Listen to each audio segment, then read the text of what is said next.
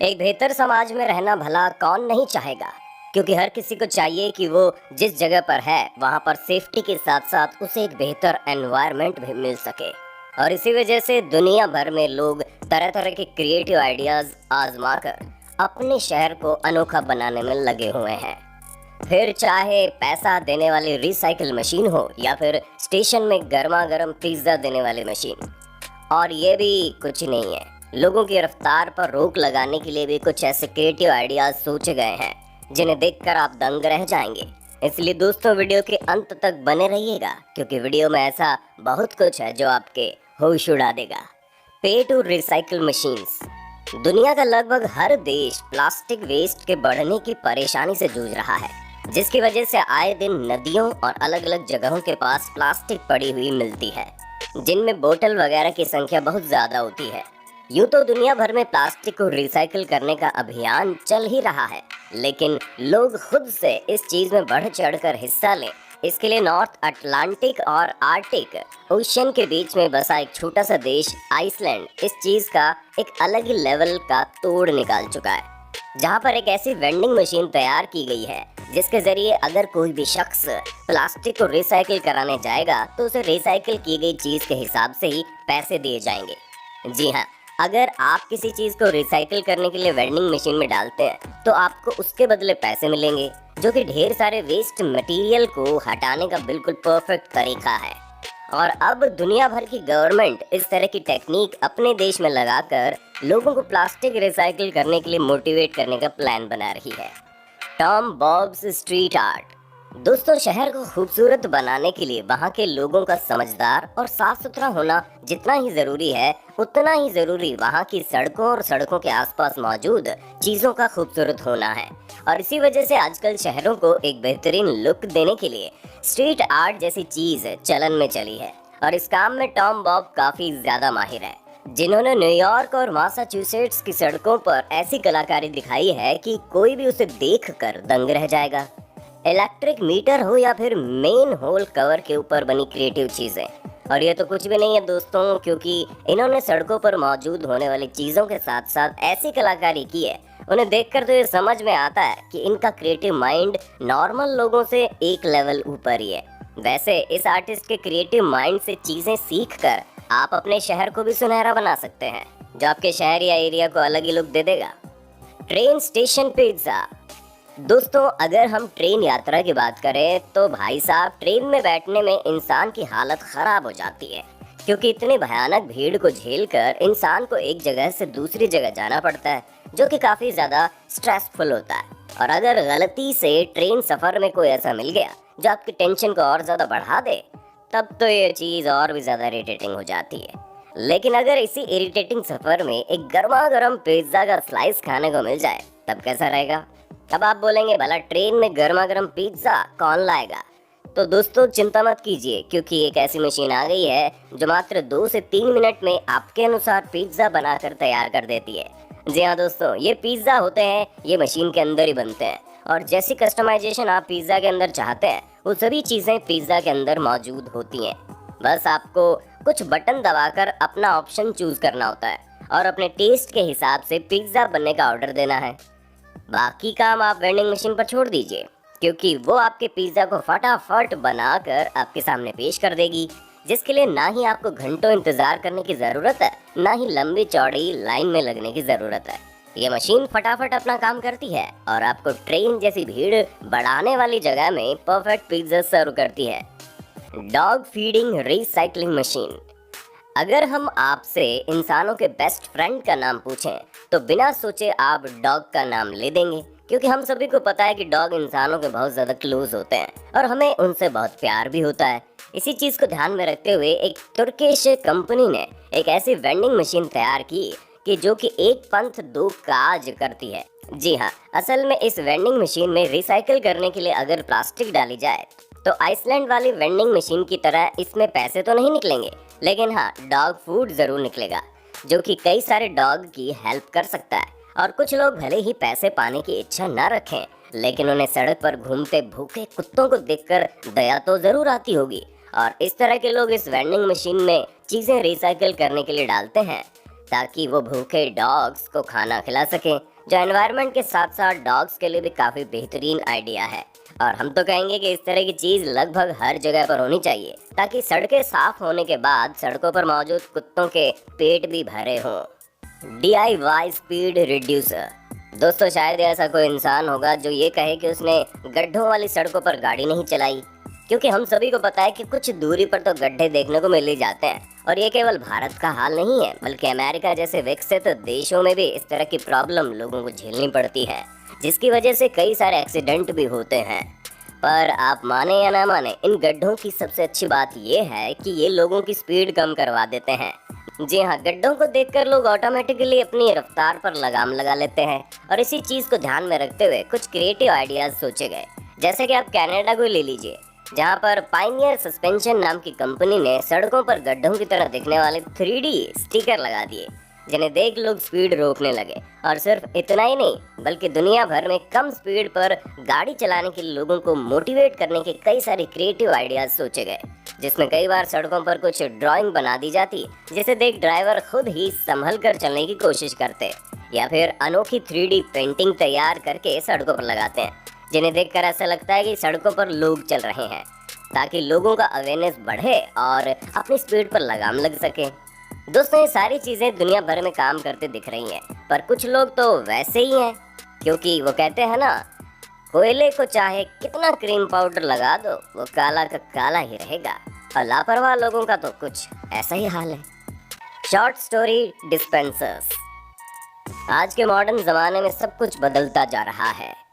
लोग ज़्यादा से ज़्यादा वक्त सोशल मीडिया और वर्चुअल दुनिया में बिताने लगे हैं।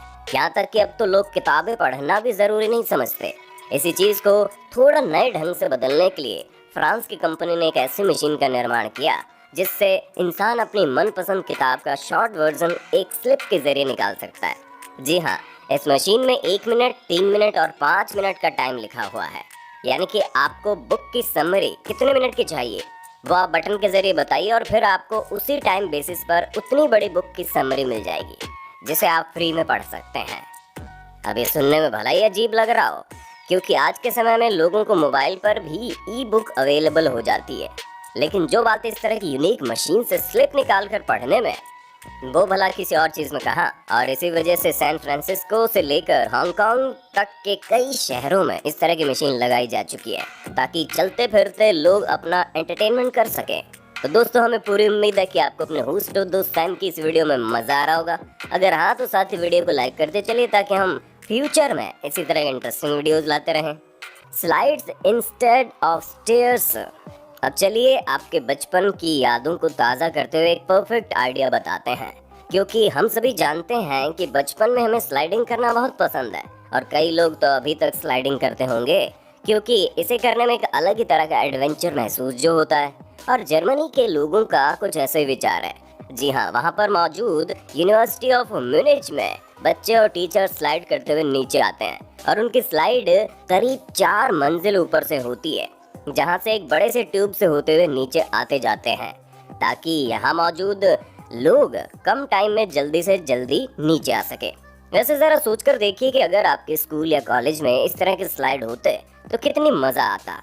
क्योंकि अगर आप हमसे पूछेंगे तो हम पूरे दावे के साथ कह सकते हैं कि मज़े से ज़्यादा इसे करने में लोग झगड़ा करते कि कौन पहले नीचे जाएगा।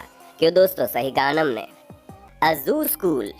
अब तक आप लोगों ने अपने शहर को बिल्कुल मॉडर्न और क्रिएटिव बनाने के कई सारे आइडियाज़ देख लिए, लेकिन अब चलिए बच्चों के भविष्य की भी कुछ बात कर ली जाए, क्योंकि जब तक बच्चे प्रकृति के साथ नहीं जुड़ेंगे तब तक वो ज़्यादा कुछ सीख नहीं सकते।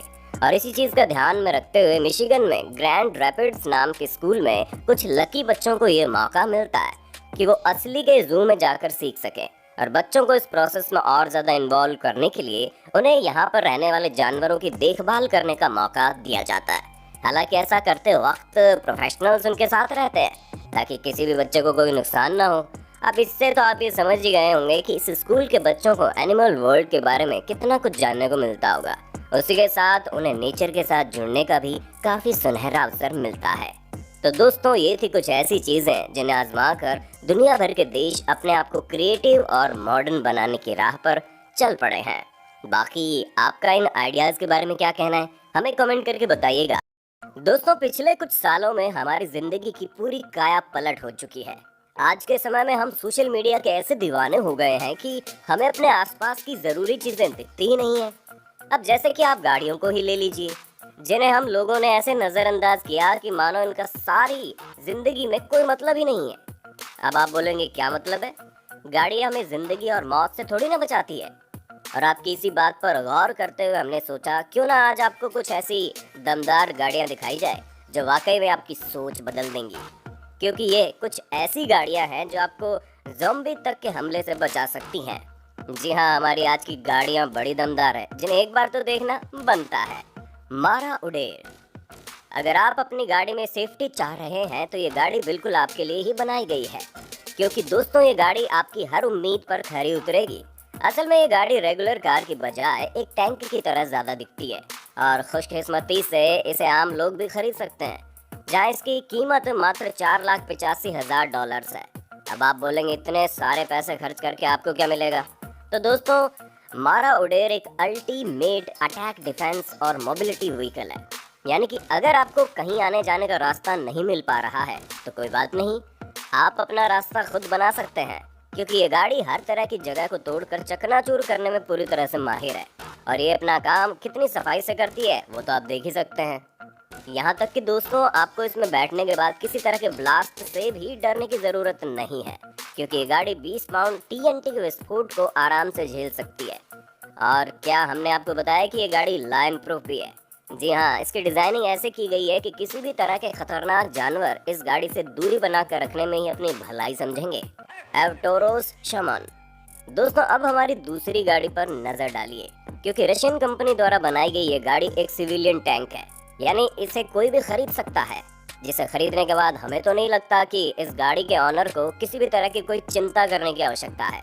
क्योंकि रोड पर 70 किलोमीटर प्रति घंटे और पानी पर 5 किलोमीटर प्रति घंटे की रफ्तार से चलने वाली ये गाड़ी किसी भी रिमोट एरिया में ले जाने के लिए बिल्कुल परफेक्ट है। और इस गाड़ी में इतनी जगह है कि कई सारे लोग एक साथ इसमें ट्रैवल कर सकते हैं। क्योंकि इस टैंक में 12 टन तक सामान ढोया जा सकता है। और इस समय हमें सबसे बड़ी समस्या सड़कों पर कूड़े की तरह छोड़ी गई कारों की दिखती है। तो दोस्तों, एवटोरो शमन की मदद से एक बार में 10 कार को हटाया जा सकता है। और ये सब कुछ आपको मात्र उतने ही प्राइस में मिलेगा जितना प्राइस आप एक लैंड रोवर खरीदने में खर्च करेंगे। लेकिन लैंड रोवर के मुकाबले आपको इसमें उसके दुगनी मात्रा में पहिए, सेफ्टी और उसके साथ साथ ज्यादा जगह मिलेगी। क्वाड्स की एक्सल। अच्छा, चलिए इस बात की कल्पना कीजिए कि पूरी दुनिया में ज़ॉम्बी ने हमला कर दिया है और हर जगह मॉन्स्टर घूम रहे हैं। पर उस वक्त आपको चिंता करने की कोई जरूरत नहीं, क्योंकि आप पहले से ही क्वाड्स की एक्सल खरीद चुके हैं, जिसमें बैठकर आप समंदर की लहरों से लेकर जमीन तक की हर चीज पर तेज स्पीड में अपने साथी के साथ खुद को बचाते हुए दुनिया की सैर कर रहे हैं। क्योंकि दोस्तों, 4 पहियों वाली ये अनोखी गाड़ी पानी के साथ साथ जमीन में भी चलती है और दोनों ही जगह पर इसकी स्पीड काफी जबरदस्त है, जो किसी भी ज़ॉम्बी को हराने के लिए काफी है। अगर आपको फिर भी डाउट हो रहा है तो हम आपको बता दें कि ये गाड़ी लैंड से 45 किलोमीटर प्रति घंटे और पानी में अपने यूनिक जेट सिस्टम की वजह से 140 हॉर्स पावर की स्पीड से चलती है। यानी कि अगर ऑल टोटल कहा जाए तो दोस्तों, इस गाड़ी ने ऑल टेरेन व्हीकल होने की परफेक्ट डेफिनेशन दे दी है। Night XV. दोस्तों, अगर आप दुनिया खत्म होते समय स्टाइल से सफर करना चाहते हैं तो भैया हमारी ये नाइट एक्सवी गाड़ी आपके लिए ही तो बनाई गई है। क्योंकि ये भारी बख्तरबंद लड़ाकू वाहन से ज्यादा लग्जरियस और कंफर्टेबल है, जिसे कैनेडियन कंपनी ने बनाया है। और इसके डिजाइन को कस्टमर के हिसाब से कस्टमाइज किया जा सकता है, जिसमें कस्टमर अपने हिसाब से गाड़ी के अंदर टीवी, टैबलेट या फिर बाकी चीजें बढ़ा घटा सकता है। ये पूरी गाड़ी कस्टमर की पसंद के हिसाब से बनकर तैयार होती है और इसीलिए कुछ लोग इस गाड़ी में इतना ज्यादा बेहतरीन कस्टमाइजेशन करवा देते हैं कि ये किसी लग्जरी होटल रूम से कम नहीं लगती। पर दोस्तों, जब आप इस गाड़ी को देखेंगे तो आपको ये समझ में आ जाएगा कि केवल कंफर्ट और लग्जरी ही इस गाड़ी का मेन मकसद नहीं है। क्योंकि जिन 17 लोगों ने इस गाड़ी को खरीदा है उनमें से एक ब्रूस वायन है। तो जाहिर सी बात है कि इस गाड़ी में बुलेट प्रूफ से लेकर बॉम्ब रेजिस्टेंट जैसी तमाम क्वालिटीज मौजूद होंगी। इसलिए ये गाड़ी करोड़पतियों या फिर क्राइम फाइटर्स के लिए बिल्कुल परफेक्ट है। रिप्सो EV2। दोस्तों, ऐसी कौन सी व्हीकल है जो कार, ट्रक और एयरप्लेन से ज्यादा सुरक्षित होती है?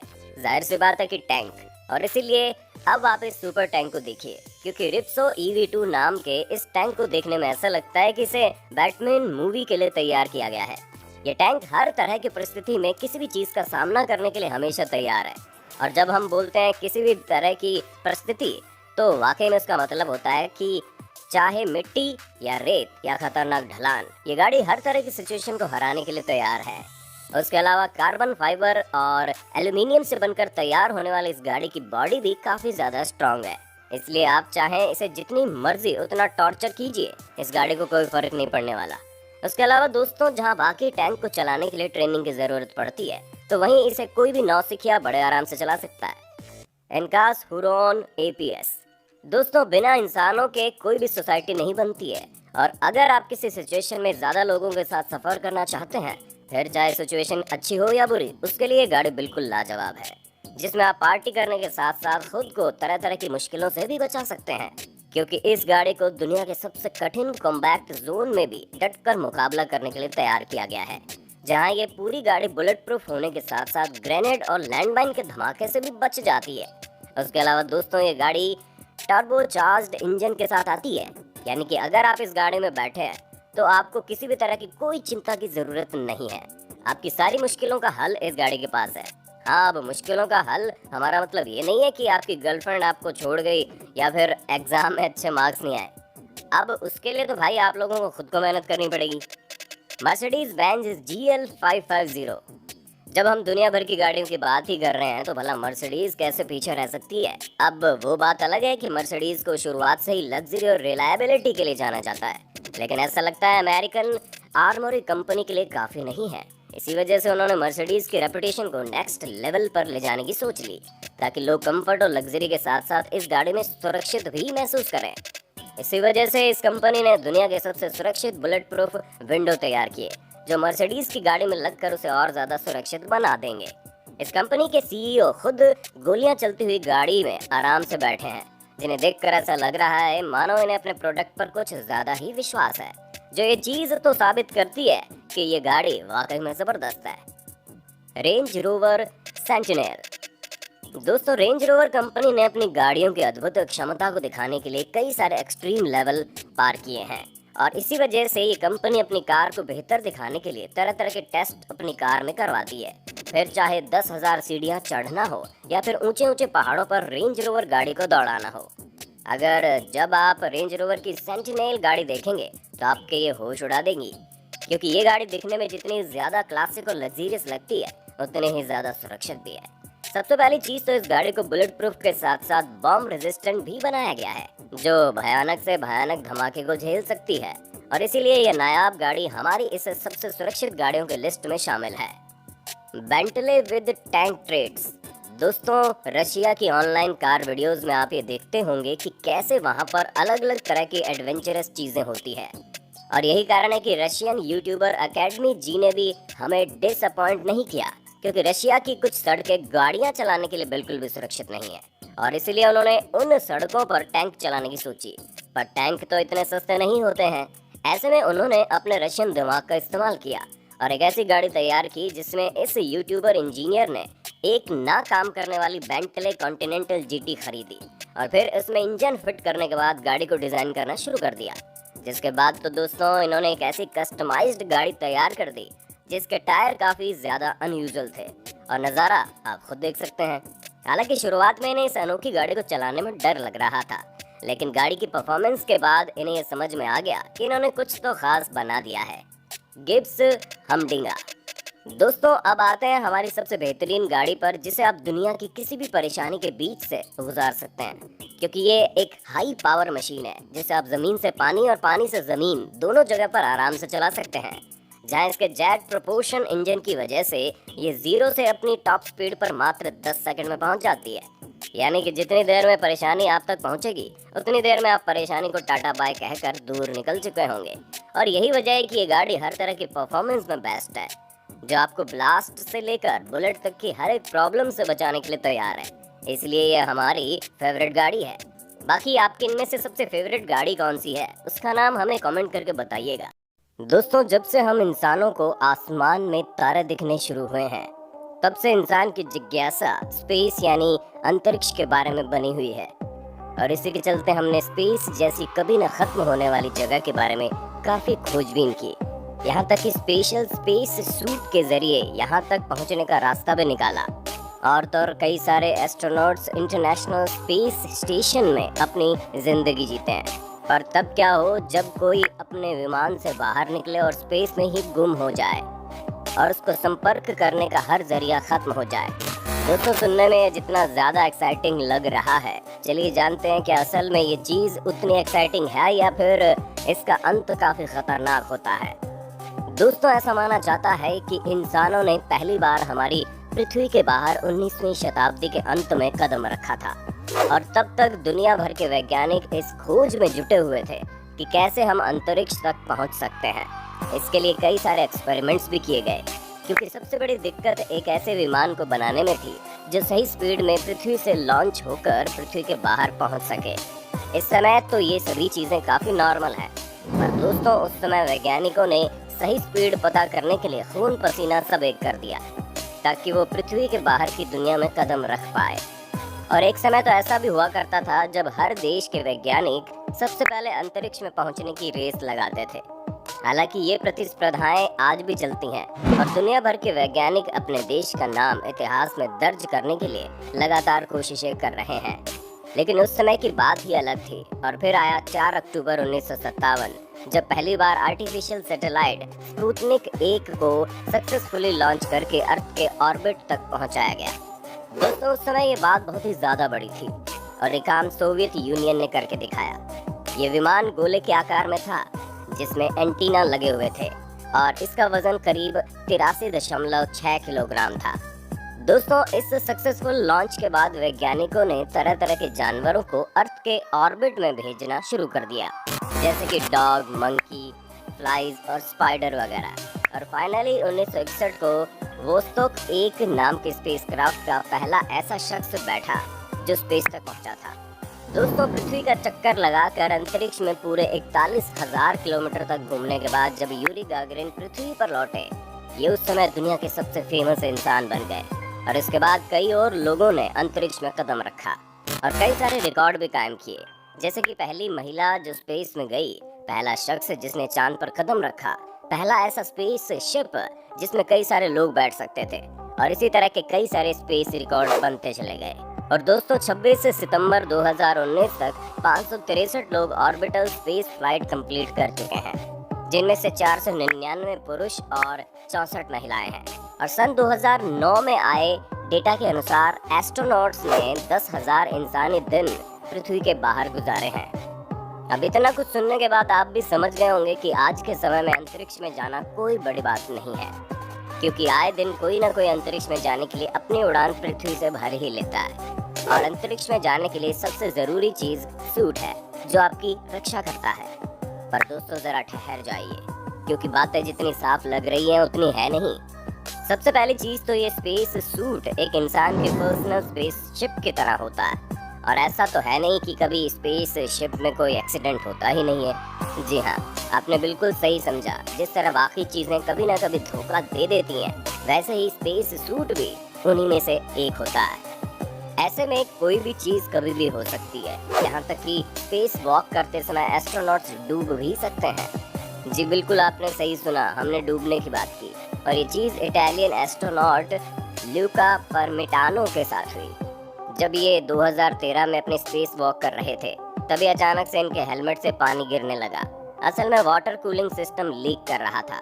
स्पेस की जीरो ग्रेविटी के कारण पानी जमीन पर न गिरकर उनके हेलमेट में जाकर इकट्ठा हो गया, जिसकी वजह से एस्ट्रोनॉट की आंख, नाक, मुंह सब पानी में चला गया। इस सिचुएशन में ये कुछ भी नहीं कर सकते थे। इसलिए दोस्तों, लूका ने जल्द से जल्द ISS यानी कि इंटरनेशनल स्पेस स्टेशन में वापसी की। हालांकि पूरे हेलमेट में पानी भर जाने के कारण इन्हें कुछ दिखाई नहीं दे रहा था। इसलिए इन्होंने अपनी याददाश्त का प्रयोग करते समय इंटरनेशनल स्पेस स्टेशन के गेट तक की दूरी तय की और ये भी सुनिश्चित किया कि स्पेस सूट को कुछ नुकसान न पहुंचे। दोस्तों, हम आपको बता दें कि सूट अपने आप कभी भी खराब नहीं होता, क्योंकि इन्हें बहुत ही स्पेशल केयर के साथ तैयार किया जाता है। लेकिन जब एक्स्ट्रा प्रेशर वगैरह लगता है तो सेफ्टी के लिए बनाए गए सूट भी काफी मुश्किल पैदा कर सकते हैं। दोस्तों, वैक्यूम हम इंसानों के लिए खतरनाक है और बिना हवा के इंसानों की बॉडी नॉर्मल से कहीं ज्यादा तेजी से फूलने लगती है और ये चीज काफी जानलेवा भी है, जिसे यूएस के जोसेफ किटिंगर ने खुद एक्सपीरियंस किया, जिन्होंने 1960 में स्ट्रेटोस्फीयर से लंबी छलांग लगाई थी। और इस छलांग के दौरान इनके स्पेशल शूट का राइट हैंड ग्लव्स काम नहीं कर रहा था, जिसकी वजह से इनका हाथ फूलने लगा। खुशकिस्मती से जब ये जमीन पर आए तो चीजें सामान्य हो गई, लेकिन जब इनका हाथ सूजना शुरू हुआ तो ये काफी ज्यादा परेशान हो गए थे। आप खुद ही सोचिए, अगर कभी पूरा स्पेस सूट धोखा दे जाए तो क्या होगा।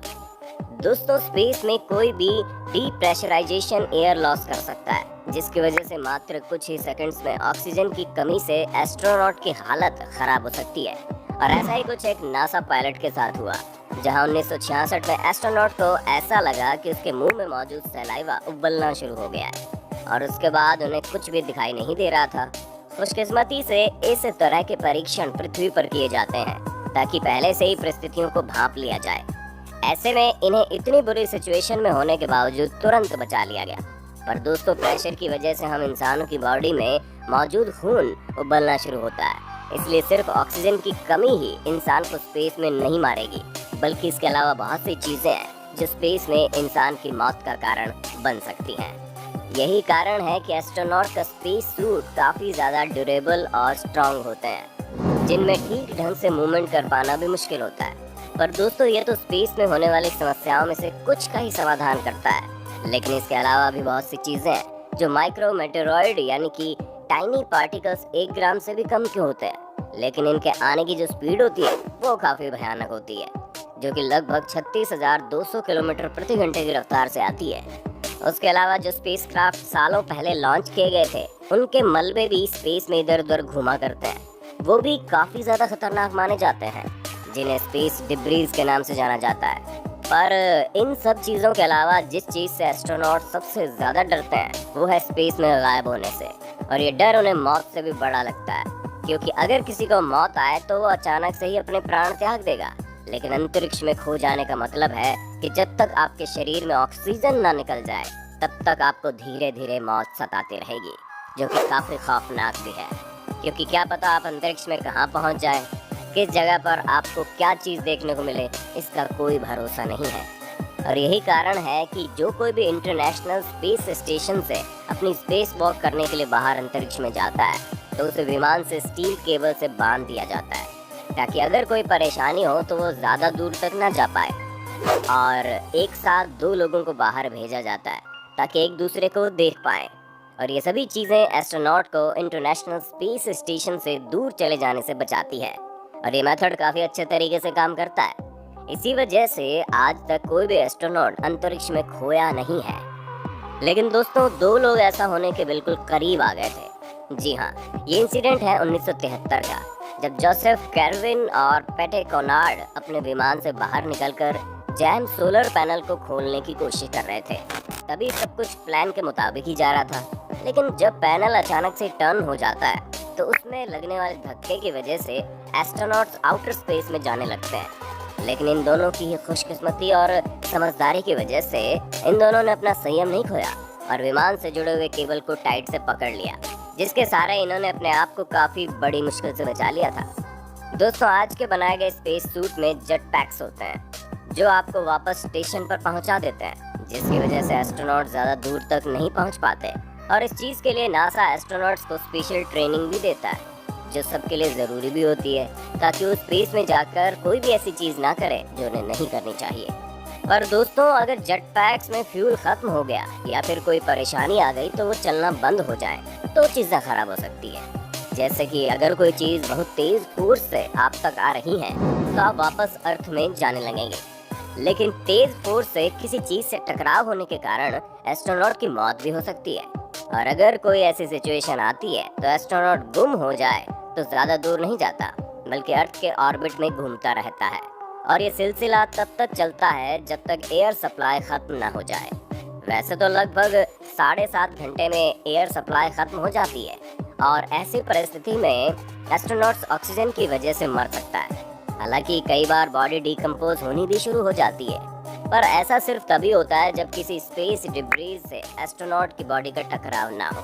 क्योंकि अगर किसी स्पेस ऑब्जेक्ट से एस्ट्रोनॉट के स्पेशल सूट में कोई डैमेज हो गया तो बहुत जल्दी उसकी मौत हो जाएगी और बॉडी डिकम्पोज होने के प्रोसेस से पहले ही शरीर फ्रीज हो जाएगा, जिसकी वजह से एस्ट्रोनॉट्स ह्यूमन मम्मी बन जाएंगे। पर दोस्तों, ये सभी बातें सिर्फ अनुमान लगाकर की जाती हैं। अभी तक ऐसा कुछ भी नहीं हुआ है। हाँ, इतिहास में एक्सीडेंट वगैरह हुए हैं, लेकिन जितने भी लोग मारे गए हैं वो अर्थ के एटमॉस्फेयर में आकर मरे हैं और किसी की भी बॉडी स्पेस में नहीं घूम रही है और ना ही हम चाहेंगे कि कभी ऐसा हो। तो दोस्तों, ये थी एक ऐसी स्पेस जर्नी जिसमें आपने देखा कि किस तरह की परिस्थिति में कैसी चीजें देखने को मिल सकती हैं। बाकी आपका इस अनोखे एक्सपीरियंस के बारे में क्या कहना है, हमें कमेंट करके जरूर बताइए। दोस्तों, आप लोगों को तरह तरह के जीवों के बारे में पता होगा, लेकिन एक जीव ऐसा भी है जिसके बारे में ज्यादा लोग नहीं जानते और वो है ब्लैक पैंथर। इसके बारे में लोगों का कहना है कि ये अलग ही प्रजाति का जीव है, क्योंकि ब्लैक पैंथर लेपर्ड और जगुआर तक को खा जाता है। ऐसे में तब क्या हो जब इतने खतरनाक जीव का सामना टाइगर से हो जाए। हमें पता है कि इस लड़ाई का नतीजा जानने के लिए आप हमारी तरह ही काफी उत्सुक होंगे, इसलिए वीडियो में इसी तरह बने रहिए, क्योंकि वाकई में अल्टीमेट फेस ऑफ आपको हैरान कर देगा। सबसे पहले तो हम आपको ये बताना चाहेंगे कि पैंथर जानवरों की एक जाति का नाम है जो है पैंथरा। लायन, टाइगर, लेपर्ड और जगुआर ये सभी जानवर पैंथरा जाति से बिलोंग करते हैं। ये ब्लैक पैंथर पैंथरा जाति के उन मेंबर्स को खा जाता है जो मेलानिज्म को एक्सप्रेस करते हैं। अब आप सोचेंगे कि भला ये मेलानिज्म किस खेत की मूली है, तो दोस्तों हम आपको बता दें, इंसान और जानवरों की स्किन में मेलानिन नाम का पिगमेंट होता है। अगर इस पिगमेंट की मात्रा ज़्यादा हो जाए तो स्किन का कलर डार्क हो जाता है। यानी कि जितने भी गोरे चिट्टे लोग या फिर लाइट कलर के एनिमल वगैरह पृथ्वी पर मौजूद हैं, उनकी स्किन में ये पिगमेंट कम मात्रा में होता है। इसी वजह से उनका कलर इतना डार्क नहीं होता। और ब्लैक पैंथर के केस में इनका स्किन कलर इसलिए इतना काला है क्योंकि इसमें मेलानिन की मात्रा ज़्यादा है। और लेपर्ड या फिर जगुआर में हुए जेनेटिक म्यूटेशन की वजह से इनमें भी ये बदलाव आता है। पर दोस्तों, ये बदलाव आज तक टाइगर या फिर लायन में नहीं देखा गया, पर लायन और टाइगर में एल्बिनिज्म को देखा गया।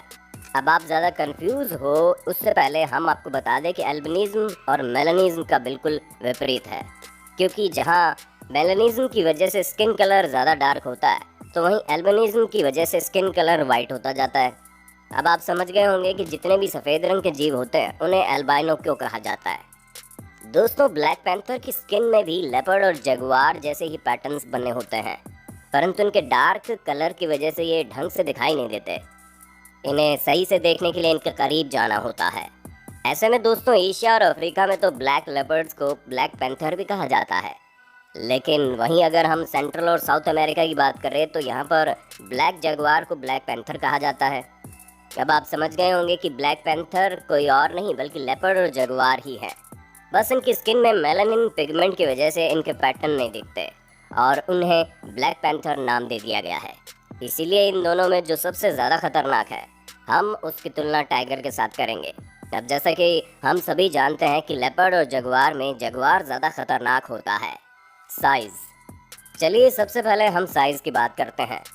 साइज़ में अगर वज़न देखा जाए तो एक मेल बंगाल टाइगर 260 किलो तक का होता है और एक फीमेल बंगाल टाइगर 160 किलो तक की होती है। और एक मेल बंगाल टाइगर की लंबाई 2.7 मीटर से लेकर 3.1 मीटर तक होती है और इस लंबाई में इनकी पूंछ भी शामिल है। तो वहीं एक फीमेल बंगाल टाइगर की लंबाई 2.4 मीटर से लेकर 2.6 मीटर तक होती है, जहाँ इनकी पूंछ आमतौर पर 85 से लेकर 110 सेंटीमीटर के बीच होती है। पर दोस्तों, साइबेरियन टाइगर बंगाल टाइगर से भी बड़े होते हैं, क्योंकि ये दुनिया की सबसे बड़ी बिल्लियों की प्रजाति के रूप में जाने जाते हैं। जहाँ मेल साइबेरियन टाइगर 3.3 मीटर तक लंबे होते हैं, जिसमें इनकी 1 मीटर लंबी पूंछ भी शामिल है। वहीं इनका वजन 320 किलो तक हो सकता है। हालांकि फीमेल साइबेरियन टाइगर थोड़ी सी छोटी होती है, जहां इनका वजन 180 किलो के आसपास होता है। पर अगर हम जगुआर की बात करें तो ब्लैक जगुआर साइज में करीब 1.8 मीटर लंबे होते हैं और इसमें इनकी पूंछ भी शामिल है, क्योंकि इनकी पूंछ सभी बड़ी बिल्लियों में सबसे छोटी होती है और इसी वजह से ये लंबाई में मात खा जाते हैं। वहीं अगर हम इनके वज़न की बात करें तो दोस्तों, मेल ब्लैक जगुआर का वज़न करीब 115 किलो तक हो सकता है।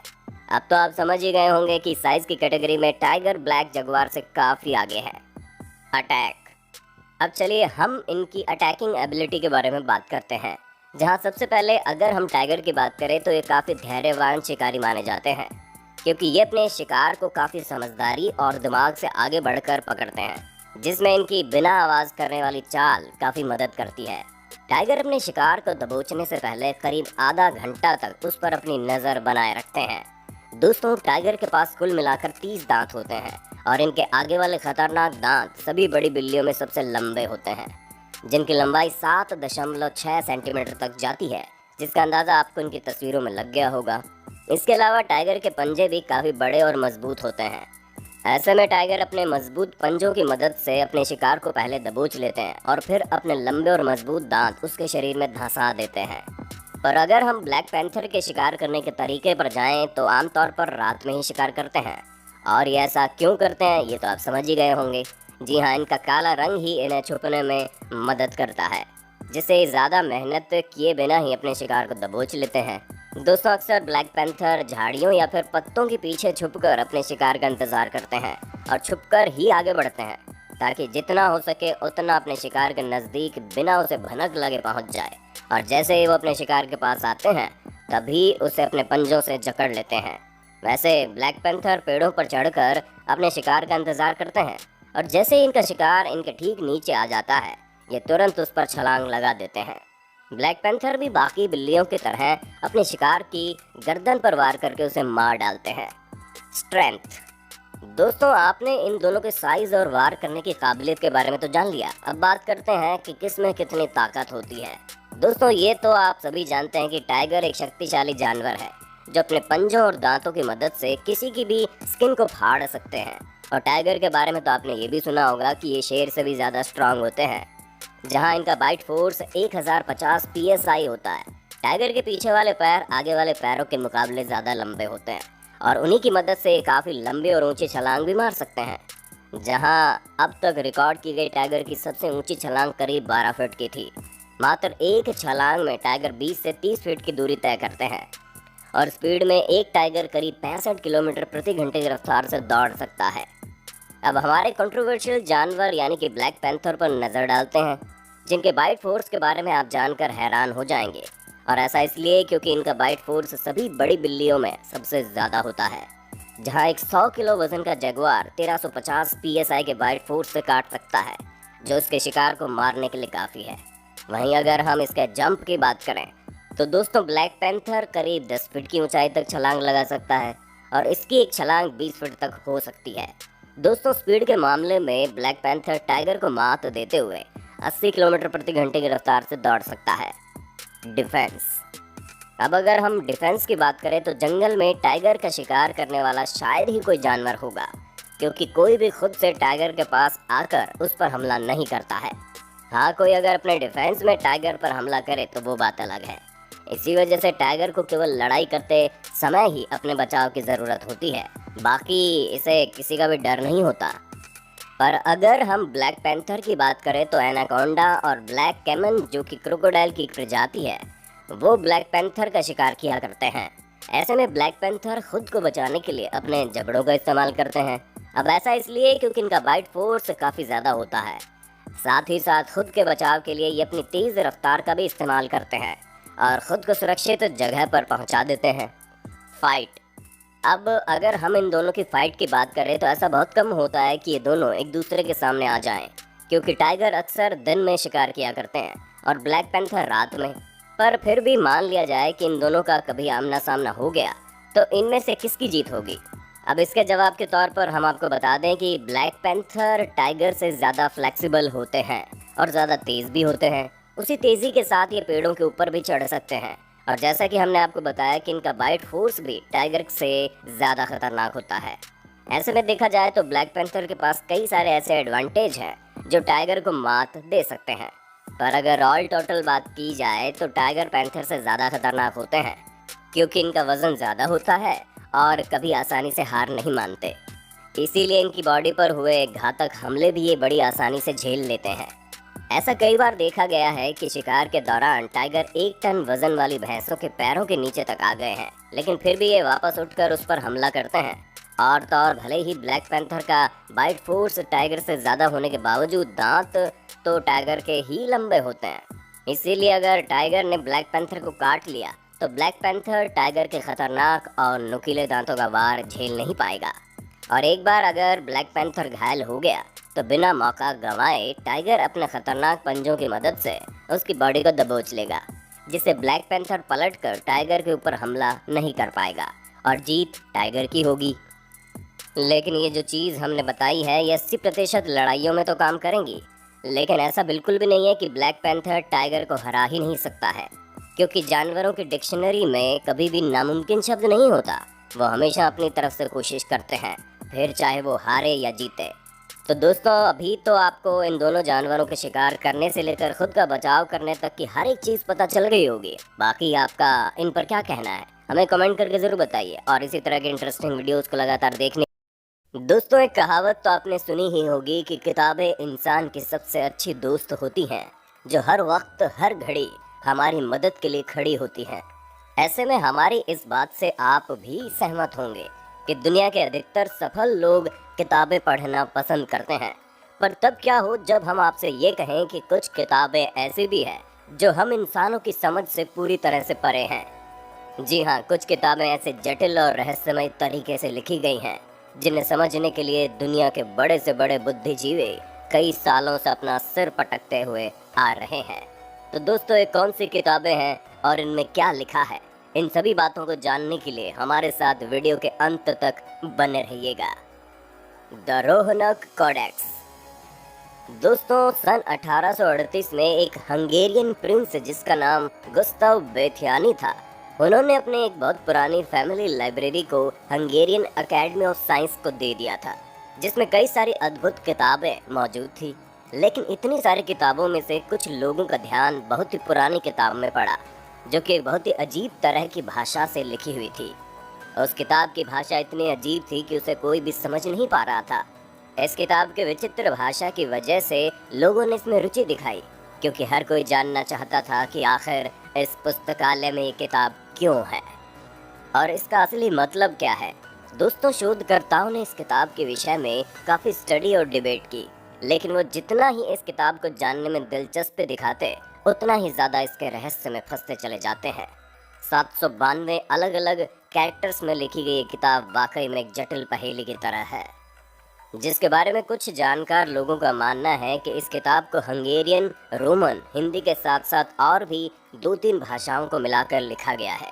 पर वाकई में किताब किस भाषा में है ये पुख्ता तौर पर नहीं कहा जा सकता।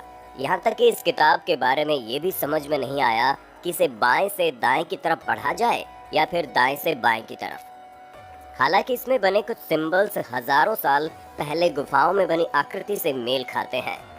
इस किताब के अंदर बने चित्र काफ़ी ज़्यादा अजीब हैं, जिन्हें देखकर सिर्फ इतना ही अनुमान लगाया जा सकता है कि ये धार्मिक चीज़ों से संबंधित है।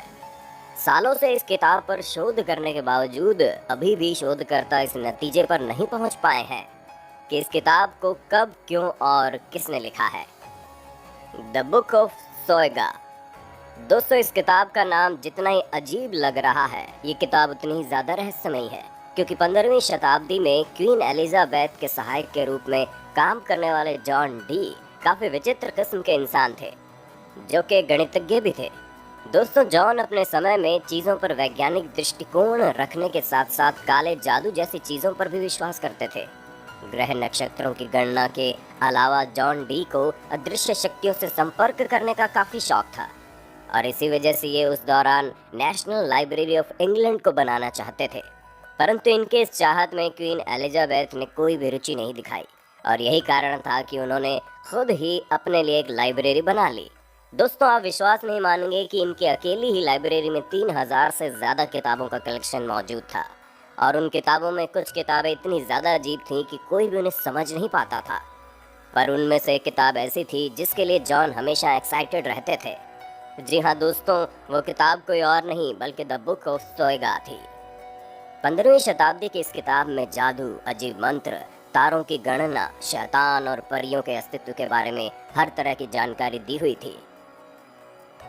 इस किताब में लिखी हुई भाषा भी काफ़ी ज़्यादा अनोखी थी, जिसे एक अलग तरीके से बनाया गया था। जिनमें से कुछ शब्दों को उल्टा लिखा गया था, तो कुछ को इतने जटिल तरीके से लिखा गया था कि उन्हें समझना काफ़ी मुश्किल था। पर फिर भी अगर जोर देकर पढ़ा जाए तो इस किताब को समझा जा सकता है। लेकिन उन 36 पन्नों को छोड़कर जिनमें एक अजीब तरह की टेबल बनी हुई है, जिसे लगभग हजारों लैटिन अक्षरों को एकत्र करके बनाया गया है। इस टेबल में लिखे अक्षर पूरी तरह से अस्त व्यस्त हैं। जॉन डी का मानना था कि ये टेबल ही इस किताब को समझने की चाबी है, क्योंकि ये वो कोड वर्ड है जिनके जरिए सुपर नेचुरल पावर से संपर्क किया जा सकता है, खास करके यूरियल से। यूरियल एक आर्क एंजल्स है जो कि ईसाई धर्म की मान्यताओं में आते हैं।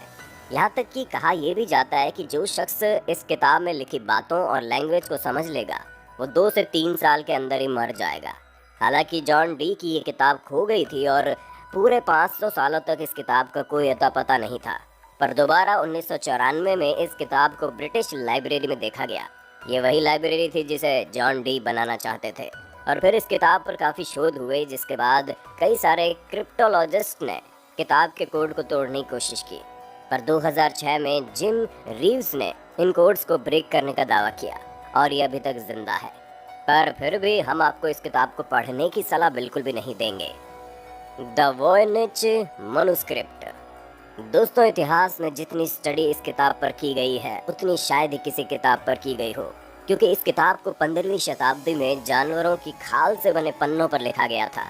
इस किताब को समझने की कोशिश 1655 में शुरू हुई और 1912 में इसे प्रकाशित किया गया। प्रकाशन के वक्त किताब का नाम एक Polish book dealer Wilfred Michael Voynich पर रखा गया। उन्होंने इस किताब को पब्लिश किया था। ये माना जाता है कि इस किताब में लिखी हुई हस्तलिपि 1404 से लेकर 1438 के बीच की है, और उस वक्त इस किताब को क्या सोचकर लिखा गया। ये किताब की सबसे रहस्यमयी चीज़ है, पर उससे भी बड़ी दिमाग को घुमा देने वाली चीज़ ये है कि जैसे ही आपको लगता है कि आप इस किताब को समझ रहे हैं, उसके अगले ही पल आप फिर से उसी जगह पर लौट आते हैं, जिसकी वजह से आपको इसे समझने के लिए दोबारा से दिमाग लगाना पड़ता है, क्योंकि इसमें लिखी हुई भाषा बहुत ही ज़्यादा विचित्र है और भाषा से ज़्यादा विचित्र इसमें बने हुए चित्र हैं। हालांकि विश्व युद्ध के दौरान एक जापानीज ने इस किताब की भाषा को समझने की कोशिश की थी, लेकिन उन्हें भी नाकामी हाथ लगी। विशेषज्ञों का मानना है कि जिस किसी ने भी इस किताब को लिखा है उसने बहुत ही सफाई से इसे लिखा है, और ऐसा हो सकता है कि ये किसी तरह की लैंग्वेज हो। इन्हीं सब कारणों की वजह से ये किताब अभी तक लोगों की जिज्ञासा का विषय बनी हुई है। The Codex Seraphinianus. दोस्तों, अभी हमने आपको जिन किताबों के बारे में बताया वो इसलिए रहस्यमयी थी क्योंकि अभी तक इन किताबों को लिखने वाले और उन किताबों में लिखी भाषा दोनों का ही पता नहीं चल पाया था। पर हमारी ये किताब, जिसका नाम द कोडेक्स सेराफिनियस है, ये थोड़ी अलग है, क्योंकि इस किताब के बारे में हम जानते हैं कि इसे किसने लिखा है। अब आप बोलेंगे किताब के राइटर के बारे में पता होते हुए भी ये किताब कैसे रहस्यमयी हो सकती है? तो दोस्तों, इस किताब को एक ऐसी भाषा में लिखा गया है जिसका कोई अस्तित्व ही नहीं है, जहाँ ये किताब अजीबोगरीब जानवरों और पेड़ पौधों के चित्रों से भरी पड़ी है, जिन्हें देखकर आपको समझ ही नहीं आएगा कि ये कैसे जीव हैं। इस किताब में कई कार्यों को करने की विधि भी बताई गई है, लेकिन जब कोई इस किताब को ध्यान से समझने की कोशिश करता है तो उसे एक चीज़ समझ में आती है, वो ये कि ये किताब इस दुनिया के जीवन के बारे में बात कर ही नहीं रही है, जिसे देखकर ऐसा लगता है कि मानो इसे किसी दूसरी दुनिया के लोगों के लिए लिखा गया है। हालांकि हमारी दुनिया के लोगों से विचित्र होने के बावजूद इस किताब में हमारे तौर तरीके देखने को मिलेंगे। दोस्तों, इस किताब को ल्यूगी सेराफिनी ने लिखा था, जो एक इटालियन कलाकार थे। जहाँ इनकी इस किताब को देखकर ऐसा लगता है कि उन्होंने किताब को पढ़ने वाले रीडर्स के लिए एक अलग ही दुनिया का निर्माण किया था, जो एक ऐसी काल्पनिक दुनिया थी जो हम इंसानों की दुनिया से बिल्कुल विचित्र थे। और उनके इस विचित्र किताब ने इन्हें काफ़ी फेमस भी बना दिया था, क्योंकि इस किताब को लिखने में लेखक ने एक अलग तरह की कल्पना शक्ति का प्रयोग किया है, और जो कोई भी किताब को खरीदता है उसे ऐसा लगता है कि किताब हज़ारों साल पुरानी है। लेकिन हम आपको बता दें, इस किताब को 1980 में लिखा गया था। The Vivian girls. दोस्तों, अब आप एक ऐसी किताब के बारे में सुनिए जिस तरह की किताब आज तक नहीं लिखी गई है, क्योंकि इस किताब के लेखक हेनरी डार्गर शिकागो में किराए पर रहते थे और उस समय अपनी ज़िंदगी काफ़ी एकांत में बिता रहे थे, जो सिवाय चर्च जाने के और कहीं भी नहीं जाते थे। ऐसे में जब 1971 में हेनरी के मकान मालिक ने अपने घर की सफाई करने के लिए अपने घर में प्रवेश किया, तो जिस कमरे में हेनरी रहते थे उसे देखकर पूरी तरह से आश्चर्यचकित हो गए, क्योंकि हजारों की तादाद में लिखे हुए पन्ने और तस्वीरें पूरे कमरे में बिखरे पड़े थे। और इन सबको एक क्रम में एकत्रित करने पर एक किताब बनकर तैयार हुई, जिसका टाइटल काफी लंबा चौड़ा था, जिसे शॉर्ट फॉर्म में विवियन गर्ल्स के नाम से जाना जाता है। और पूरी किताब में हजारों चित्र मौजूद थे। दोस्तों, हेनरी की इस किताब में एक बहुत ही विस्तृत मैथोलॉजी लिखी थी, जिसे लिखने में उन्हें 60 साल से ज्यादा का वक्त लगा था। इनकी मैथोलॉजी एक ऐसे प्लेनेट के बारे में थी जिसकी परिक्रमा पृथ्वी करती है, और इस मैथोलॉजी के मुख्य किरदार 7 विवियन गर्ल्स होती हैं, जो आपस में बहनें हैं, जो रॉबर्ट विवियन नाम के शख्स की बेटियां हैं, जो एक ऐसी सभ्यता के विरुद्ध में होते हैं जहां बच्चों को गुलाम बनाकर रखा जाता है। दोस्तों, ये किताब वाकई में काफ़ी अनोखी है, पर आश्चर्य की बात यह है कि इतनी बड़ी किताब को हेनरी ने दुनिया से छुपा कर क्यों रखा था। दुनिया को तो हेनरी के मरने के बाद इनकी इस अनोखी किताब के बारे में पता चला। हालांकि हेनरी के जान पहचान वाले लोग ऐसा कहते हैं कि ये किसी मेंटल कंडीशन से गुजर रहे थे और इसी वजह से ये अपनी ज़िंदगी अकेले बिताते थे। तो दोस्तों, ये थी दुनिया की ऐसी 5 किताबें जो काफ़ी रहस्यमयी थी। और अगर आपने इन किताबों के बारे में जानने के लिए हमारी वीडियो को अब तक देखा है, तो ज़रूर आप एक बुद्धिमान इंसान हैं जो चीज़ों को समझने की कोशिश करते हैं। इसलिए अपना नाम कमेंट करके ज़रूर बताइए। दोस्तों, कल्पना कीजिए आपके हाथ में अचानक से खजाना लग जाए जिसकी कीमत करोड़ों में हो, तो आप उन पैसों का क्या करेंगे? हमें पता है इस सपने के बारे में सोचकर ही आपके चेहरे में खुशी आ गई होगी। तो आप उनके बारे में सोचें जिन्होंने अपने इसी सपने को सच किया और इतिहास में इतने बड़े बड़े गोल्ड नगेट्स ढूंढे जिनकी कल्पना कर पाना हमारे बस की बात भी नहीं है। तो दोस्तों, तैयार हो जाइए, क्योंकि 2 किलो से लेकर 290 किलो तक के गोल्ड नगेट्स के ढूंढे जाने की कहानी आज हम आपको बताने वाले हैं। बस हमारे वीडियो के अंत तक बने रहिएगा। Retiree discovers 2 kilo gold nuggets. दोस्तों, वो कहते हैं ना कि इंसान भले ही रिटायर हो जाए, लेकिन उसके अंदर की इच्छाएं कभी भी रिटायर नहीं होती। और ऐसा ही कुछ जुलाई 2019 को एक रिटायर्ड ट्रेजर हंटर ने किया, जो अपना मेटल डिटेक्टर लेकर बालारेट चले गए, इस उम्मीद में कि उन्हें कोई बड़ा खजाना मिलेगा। हालांकि लोगों का ये मानना था कि अब इस जगह पर ज़्यादा सोना नहीं है, इसी कारण ज़्यादा कोई यहाँ पर सोने की खुदाई करने नहीं आता था। पर वो कहते हैं ना कि दाने दाने पर लिखा है खाने वाले का नाम, और यहाँ मौजूद 2 किलो सोने के नगेट में भी शायद इस रिटायर शख्स का नाम लिखा था। तभी तो यहाँ पहुँचने के कुछ ही देर बाद इन्होंने अपने मेटल डिटेक्टर से ज़मीन चेक करनी शुरू कर दी। तो इन्हें मेटल डिटेक्टर ने ये साइन दिया कि यहाँ पर कुछ है, और जैसे ही इन्हें हिंट मिला ये तुरंत उस जगह की खुदाई करने लगे, जिसके बाद इन्हें पूरा 2 किलो सोने का नगेट मिला, जिसे देखकर इन्हें अपनी आंखों पर विश्वास ही नहीं हो पा रहा था। एक्सपर्ट्स का मानना है कि ये नगेट करीब $1,60,000 के हैं। पर अब ये तो दोस्तों कुछ भी नहीं है, क्योंकि इससे ज़्यादा हैरान करने वाली घटनाएं लोगों के साथ हुई है, जिनके बारे में सुनकर आप पक्का दंग रह जाएंगे। 99.7% प्योर गोल्ड नगेट। अब इंसान किसी भी चीज़ की उम्मीद कर सकता है, लेकिन हमें नहीं लगता कि किसी ने इस बात की उम्मीद की होगी कि टीवी शो की शूटिंग करते वक्त कोई सोना मिल जाए। क्योंकि दोस्तों, ऑस्ट्रेलिया में ठीक ऐसा ही हुआ। यह किस्सा 2018 का है, जब अशी गोल्ड हंटर्स नाम के टीवी शो की शूटिंग चल रही थी। अब जाहिर सी बात है कि जब ये टीवी शो सोने के खजाने के बारे में था, तो उसमें इस तरह के दृश्य दिखाए जाएंगे कि सोने को असल में खोजा जा रहा है। और यहाँ भी कुछ ऐसा ही हो रहा था, जहाँ ये पूरा वाकया एक शूटिंग के दौरान रिकॉर्ड हो रहा था। तभी अचानक से 2 प्रोस्पेक्टर्स, जिनका नाम निवेले पेरे और मिक क्लार्क है, उन्होंने सोने की डिस्कवरी की। पर जब सोने का वजन किया गया तो उसका वजन मात्र 2.5 किलोग्राम था, और इस 2.5 किलो सोने में 99.7% शुद्धता थी, जिसकी कीमत लगभग $2 लाख के आसपास की थी। 4.3 केजी गोल्ड नगेट।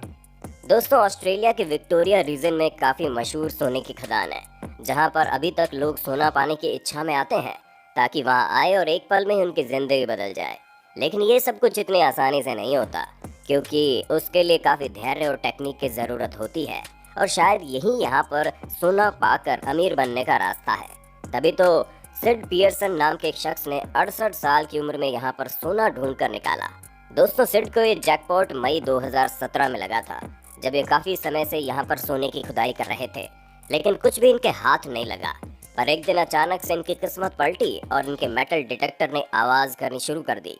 जिसकी आवाज़ सुनते ही इन्होंने उस जगह की खुदाई की और खुदाई के बाद जो निकला वो आपके सामने है, जिसे देखकर इस 68 साल के बुजुर्ग के चेहरे पर खुशी की चमक आ गई। दोस्तों, ये सोने का नगेट लगभग 4.5 किलो का है, जिसने उन्हें एक ही पल में $3 लाख का मालिक बना दिया। Monster gold nugget found in Butte County, California. अब आपने इतना कुछ ऑस्ट्रेलिया के खजाने के बारे में सुन लिया, तो इसका ये बिल्कुल भी मतलब नहीं है कि दुनिया में और कहीं कुछ है ही नहीं।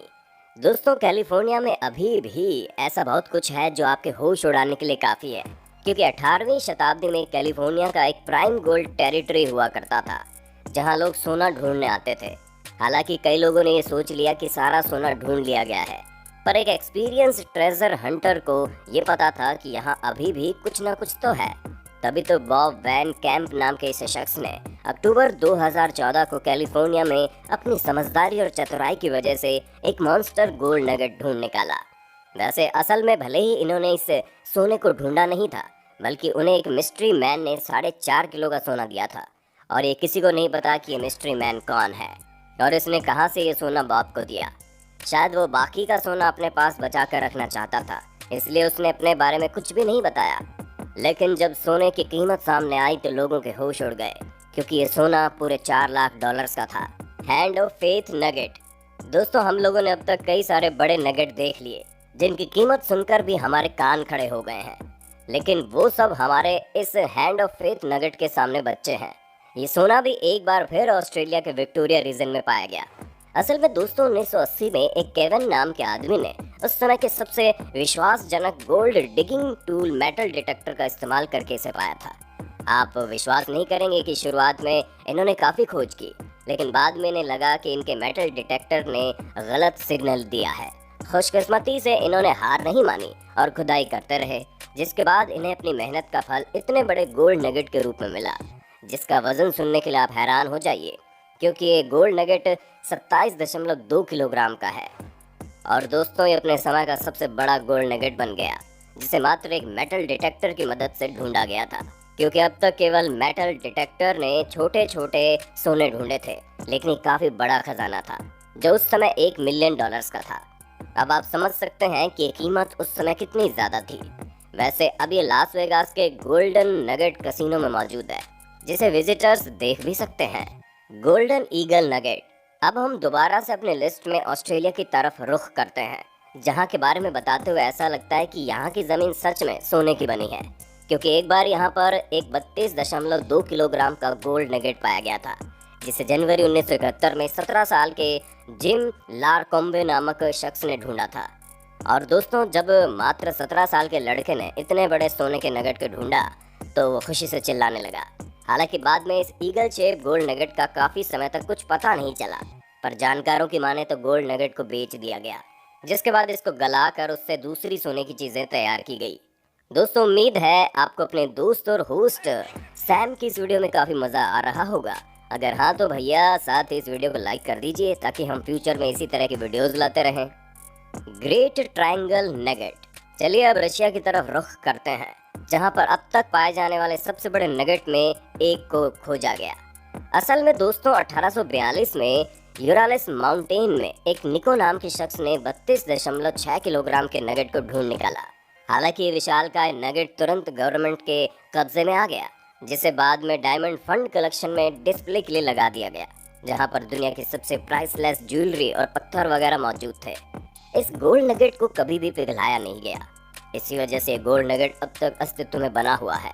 हालांकि इससे भारी और इससे महंगे गोल्ड नगेट ढूंढे गए हैं, लेकिन ये दुनिया का दूसरा सबसे बड़ा गोल्ड नगेट है।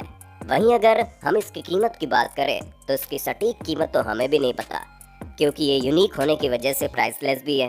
लेकिन एक्सपर्ट्स की मानते हैं तो इस गोल्ड नगेट में मौजूद केवल सोने की कीमत ही $1 मिलियन से ज़्यादा है।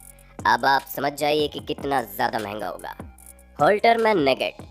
अब दोस्तों, ये सोने का नगेट इतना ज़्यादा बड़ा था कि इतना ज़्यादा सोना एक बड़े से पत्थर में देखना बिल्कुल अविश्वसनीय लग रहा था, क्योंकि दोस्तों ये नगेट 290 किलो का था, जिसे न्यू साउथ वेल्स में ढूंढा गया था। और अगर आप अभी भी नहीं समझे ये कौन सी कंट्री है, तो दोस्तों कोई बात नहीं, ये सोना पैदा करने वाली कंट्री ऑस्ट्रेलिया ही थी, जहाँ पर इतना बड़ा सोना ढूंढा गया। अब जाकर हमें समझ में आया कि ऑस्ट्रेलिया के लोग इतनी हाई फाई लाइफ क्यों जीते हैं। जाहिर सी बात है, वहाँ पर सालों से सोना जो ढूंढा जा रहा है। पर दोस्तों, इस गोल्ड नगेट की कहानी थोड़ी अलग है, क्योंकि जिस होल्टर मैन नाम के इस शख्स ने इस गोल्डन नगेट को ढूंढा था, वो माइनिंग कंपनी से ये सोना खरीदना चाहते थे, क्योंकि वो सोने पर अपना हक समझते थे। लेकिन माइनिंग कंपनी ने इन्हें सोना छूने भी नहीं दिया, जिस बात से इनका काफी दिल टूटा और इन्होंने ठान लिया कि अब ये इस प्रोफेशन को छोड़ देंगे, क्योंकि इतिहास के इतने बड़े सोने को ढूंढने के बाद भी ये उस सोने का हक नहीं जता पाए, और यही बात उन्हें बुरी लगी। हालांकि कई लोगों का ये मानना है कि होल्टरमैन नहीं चाहते थे कि इनकी डिस्कवरी को तोड़कर बेचा जाए। तो दोस्तों, ये थे इतिहास में पाए गए सबसे बड़े गोल्ड नगेट्स, जिनकी कहानी वाकई में हैरान करने वाली थी। अब आपको हमारी ये वीडियो कैसी लगी, हमें कमेंट में जरूर बताइए। This is how the son of Cristiano Ronaldo lives adventure. दोस्तों, इस दुनिया में दो तरह के अमीर लोग होते हैं।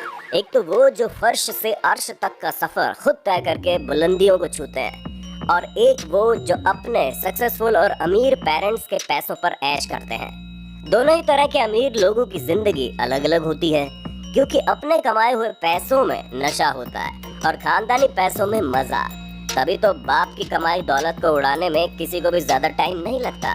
और यही कारण है कि आज के इस वीडियो में हम आपको कुछ ऐसे ही बच्चों के बारे में बताने वाले हैं, जहां पर हम क्रिस्टियानो रोनाल्डो से लेकर विल स्मिथ तक के बच्चों की लाइफस्टाइल दिखाने वाले हैं, जो पक्का आपके होश उड़ा देंगे। Cristiano Ronaldo junior. दोस्तों, क्रिस्टियानो रोनाल्डो के बारे में भला कौन नहीं जानता होगा। Second highest paid soccer player और कई सारे नौजवानों की इंस्पिरेशन क्रिस्टियानो रोनाल्डो को किसी भी इंट्रोडक्शन की जरूरत नहीं है, और इस चीज का सबूत इनके 243 मिलियन इंस्टाग्राम फॉलोअर्स दे देते हैं। ऐसे में दोस्तों, 33 साल के ये सुपरस्टार सॉकर प्लेयर इस समय लगभग 450 मिलियन डॉलर के मालिक हैं, और ये सब कुछ इनके 64 मिलियन डॉलर पर ईयर के कॉन्ट्रैक्ट की बदौलत है।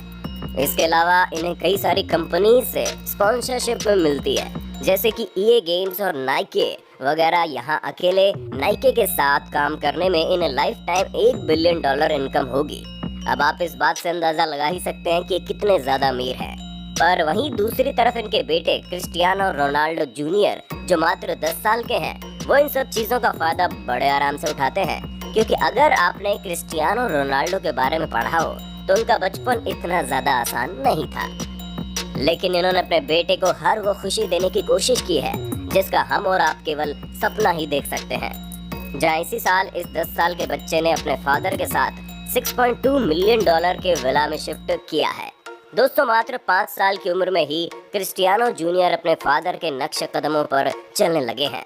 वो अपने फादर की तरह ही फुटबॉल खेलते हैं, और इन्हें देखकर ऐसा लगता है कि हाँ, वाकई में एक बेहतर फुटबॉलर के बेटे होने का असर इन पर काफी बेहतर तरीके से पड़ा है। और हम सिर्फ ये कल्पना ही कर सकते हैं कि आने वाले समय में ये अपने फादर जैसा ही नाम करेंगे, क्राउन मैवेदर। दोस्तों, अनडिफीटेड होना कोई आसान काम नहीं है। यकीन नहीं होता तो फ्लॉयड मैवेदर जूनियर से पूछ लीजिए, जिन्हें 50 प्रोफेशनल बॉक्सिंग मैच जीतने के लिए जाना जाता है, और अभी भी ये किसी को भी हराने में कोई कसर नहीं छोड़ते।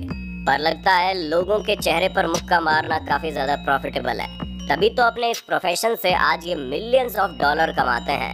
इसके अलावा दोस्तों, ये काफी ज्यादा डाइवर्सिफाई भी है, जहां इन्होंने जिम फ्रेंचाइजी खरीदी है, और बॉक्सिंग प्रमोशन कंपनी के साथ कई एंडोर्समेंट डील से ये काफी अच्छा पैसा कमा लेते हैं। इसी की वजह से आज ये $580 मिलियन के मालिक हैं। पर अगर हम इनके बेटे कॉरॉन की बात करें तो इन्होंने बॉक्सिंग ग्लव्स को अपने पिता के हवाले कर दिया और अपने म्यूजिक करियर पर फोकस कर रहे हैं।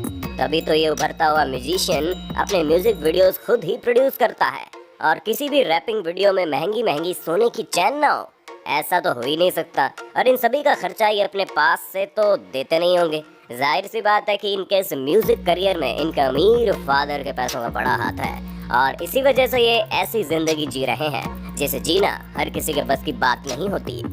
Brooklyn Beckham. अब दोस्तों, आप इनसे भी मिल लीजिए, जो इंग्लैंड के फेमस सॉकर प्लेयर डेविड और मशहूर सिंगर विक्टोरिया के बेटे हैं। हालांकि इस समय ये 21 साल के हैं और अपने आप को भी अपने माता पिता जितना मशहूर बनाने में तुले हुए हैं, क्योंकि इनके पेरेंट्स $450 मिलियन से ज्यादा के मालिक हैं। तो जाहिर सी बात है कि ये उनके इस कमाई का फायदा तो उठाएंगे ही उठाएंगे। इस समय ब्रुकलिन बेकहैम मॉडलिंग और फोटोग्राफी में अपना करियर बनाने में जुटे हुए हैं। हालांकि मॉडलिंग में तो ये फिर भी ठीक है और इन्हें एक मॉडल के तौर पर जाना भी जाता है, लेकिन जब बात फोटोग्राफी की आती है तो ये अभी भी इस फील्ड के कच्चे खिलाड़ी कहे जाते हैं। पर हमें यकीन है कि अपने पेरेंट्स की दौलत का फायदा उठाकर ये अपने कच्चे खिलाड़ी वाले टैग को जल्द ही हटवा देंगे। क्यों दोस्तों, सही कहा ना हमने। वैसे आपको क्या लगता है, क्या जिंदगी में पैसा वाकई में इतना जरूरी होता है कि सभी चीजें उसके सामने छूटी पड़ जाती हैं, या फिर आपका पैसों के बारे में कुछ और सोचना है? आपका जवाब जो भी हो हमें कमेंट बॉक्स में जरूर दे देना। हम आपका जवाब देखने के लिए, पढ़ने के लिए बेताब हैं। तो लिख डालिए ब्रूनी जेम्स। दोस्तों, अगर आप बास्केटबॉल के फैन हैं तो आपको लिब्रोन जेम्स के बारे में पता होगा। जी हाँ, ये वही अमेरिकन बास्केटबॉल प्लेयर है जिन्होंने अकेले $300 मिलियन की सैलरी कमाई है। उसके अलावा तरह तरह के एंडोर्समेंट ब्रांड जैसे नाइके, स्प्राइट, इंटेल करके इन्होंने आज कुल $450 मिलियन की संपत्ति बनाई है। पर जितना ही पैसा इन्होंने कमाया है उसी तरह की लग्जरियस लाइफस्टाइल जीने का भी इन्हें बड़ा शौक है। और सेम आदत इनके बेटे ब्रूनी जेम्स को भी है, जिन्हें न सिर्फ बास्केटबॉल पसंद है बल्कि ये अपने पिता की तरह लग्जरियस लाइफस्टाइल जीने के भी बड़े शौकीन है। इसी वजह से तो 16 साल के ब्रूनी जेम्स बास्केटबॉल स्कॉलरशिप भी जीत चुके हैं और करीब $10 मिलियन के अकेले मालिक हैं। शरीफ ओ'नील। दोस्तों, शकील ओ'नील 7 फुट 1 इंच के अमेरिकन बास्केटबॉल प्लेयर हैं, जिन्हें अपने निडर खेल के लिए काफी जाना जाता है। जहाँ इन्होंने अर्ली 90s में अपना खेल स्टार्ट किया था और 2 दशकों तक बास्केटबॉल के सफल प्लेयर के रूप में खेलते रहे। इसी के साथ ये हिस्ट्री के हाईएस्ट पेड बास्केटबॉल प्लेयर्स में से भी एक बने। ये माना जाता है कि इन्होंने $700 मिलियन अपने पूरे करियर में कमाए हैं और इस समय इनकी नेटवर्थ $450 मिलियन है। अब अपने रिटायरमेंट के बाद ये काफी लग्जरियस लाइफस्टाइल जी रहे हैं। तभी तो इन्होंने अपने बेटे के 16वें बर्थडे पर उसे एक नहीं बल्कि 2 लग्जरियस गाड़ी गिफ्ट की। ये तो कुछ भी नहीं है। शरीफ ओ'नील अपने फादर के पैसों पर बड़ी गजब की लाइफस्टाइल जीते हैं। Jaden Smith. दोस्तों, इन जनाब का इंट्रोडक्शन देने की हमें तो नहीं लगता कि कोई जरूरत है, क्योंकि विल स्मिथ की शक्ल देखकर ही लोग इनकी कामयाबी का अंदाजा लगा सकते हैं। क्योंकि बहुत छोटी उम्र में करियर की शुरुआत करने वाले विल स्मिथ ने रैपिंग से लेकर कॉमेडी, टीवी तक की हर एक चीज में अपना करियर बनाया है और इसी वजह से आज इनकी कुल संपत्ति $400 मिलियन के आसपास है और इनकी वाइफ भी अच्छा खासा पैसा कमाती है। ऐसे में दोस्तों, विल स्मिथ के सबसे बड़े बेटे जेडन स्मिथ अपने पिता के नक्शे कदमों पर चलते हुए एक्टिंग और म्यूजिक दोनों में ही अपना करियर बनाने में लगे हुए हैं। क्योंकि आपको जैकी चैन की कराटे किड मूवी तो याद ही होगी, उसमें कोई और नहीं बल्कि जेडन स्मिथ ही तो थे। अब भले ही ये बचपन जितने क्यूट न लगे, लेकिन अपने पिता के पैसों पर ऐश करना इन्हें बखूबी आता है। हालांकि ये एक एक्टर के रूप में जाने जाते हैं, पर जिस हिसाब की ये लाइफस्टाइल जीते हैं वो अकेले इनकी एक्टिंग इनकम से तो नहीं आती होगी। और अगर आपको हमारी बात पर यकीन नहीं हो पा रहा तो इनके कस्टमाइज कपड़ों पर जरा नजर डाल लीजिए, जिन्हें एक यंग एक्टर के लिए खरीद पाना लोहे के चने चबाने के बराबर है। तो दोस्तों, हमें पूरी उम्मीद है कि आपको अपने होस्ट और दोस्त सैम की इस वीडियो में काफी मजा आ रहा होगा। अगर हाँ तो साथ ही वीडियो को लाइक करते चलिए ताकि हम फ्यूचर में इसी तरह के इंटरेस्टिंग वीडियोस लाते रहें। आमिर टाइसन। अब बारी है दुनिया के सबसे मशहूर बॉक्सर्स में से एक माइक टाइसन के बेटे की, क्योंकि माइक टाइसन ने अपनी जिंदगी में जितनी शोहरत कमाई उतनी ही दौलत कमाई। एक समय था जब इनके पास करीब $685 मिलियन हुआ करते थे, लेकिन उस दौलत को संभाल न पाने के कारण एक समय ऐसा भी आया कि माइक टाइसन बैंक करप्ट हो गए। पर इन्होंने वापस से कमबैक किया और एक सक्सेसफुल इंसान बनने की रेस में वापस से लग गए। हालांकि इस समय इनकी नेटवर्थ करीब $3 मिलियन है। और दोस्तों, आमिर टाइसन माइक के 7 बच्चों में से एक है, जिन्होंने यूनिवर्सिटी जाकर डिग्री ली और जर्नलिस्ट की पढ़ाई पूरी की। जब इन्होंने अपनी पूरी पढ़ाई कर ली तो खुद का फैशन ब्रांड शुरू कर दिया, जिसका नाम डेबोनेयर अटायरी है। जिसके बाद ये कामयाबी की सीढ़ी चढ़ते गए और बहुत कम समय में इन्होंने करीब $5 लाख की संपत्ति अपने नाम कर ली। और जिस हिसाब से इनका ब्रांड चल रहा है उसे देखकर हमें लगता है कि आने वाले समय में ये अपने ब्रांड को और ज्यादा बुलंदियों तक ले जाएंगे। जोसेफ बायना। वो कहते हैं ना कि कुछ चीजें छुपाए नहीं छुपती, और यहाँ भी कुछ ऐसा ही देखने को मिला, जहाँ जोसेफ की जिंदगी 2010 तक बिल्कुल नॉर्मल थी, लेकिन ये तब बदल गई जब अर्नोल्ड श्वार्ज़नेगर ने मीडिया के सामने ये कन्फेस किया कि इनका अफेयर इनकी हाउसकीपर के साथ भी था और जोसेफ इन्हीं के बेटे हैं। अर्नोल्ड के बारे में पूरी दुनिया जानती है कि किस तरह इन्होंने बॉडी बिल्डर से लेकर एक्शन हीरो तक का सफर तय किया है। और सिर्फ इतना ही नहीं, ये कैलिफोर्निया के गवर्नर भी बने। अपने पूरे करियर में इन्होंने करीब $400 मिलियन की संपत्ति कमाई, जो कि वाकई में गजब की होती है। और अभी भी ये एक्टर के रूप में काम कर रहा है। इसी वजह से इन्होंने अपने इस नए नवेले बेटे जोसेफ को भी एक्टिंग फील्ड में आने का मौका दिया है। और इसी वजह से एक नौकर के बेटे ने डायरेक्ट एक मशहूर एक्टर के बेटे का सफर तय किया, जो कि काफी लग्जरियस लाइफस्टाइल जी रहे हैं। तो दोस्तों, देखा आपने कैसे अपने पेरेंट्स के पैसों पर ऐश करने वाले बच्चे जिंदगी जीते हैं। हालांकि इस तरह की जिंदगी जितनी दूर से अच्छी लगती है, उतनी अच्छी होती नहीं है। इसलिए नसीब वालों की जिंदगी पर ध्यान देना छोड़कर उनकी जिंदगियों पर ध्यान दीजिए, जो अपनी मेहनत से आगे बढ़ते हैं। बाकी आपका इसके बारे में क्या कहना है, हमें कमेंट करके जरूर बताना। और इसी तरह के इंटरेस्टिंग वीडियोस को लगातार देखते रहने के लिए हमारे चैनल को लाइक, शेयर और सब्सक्राइब तो कर देना।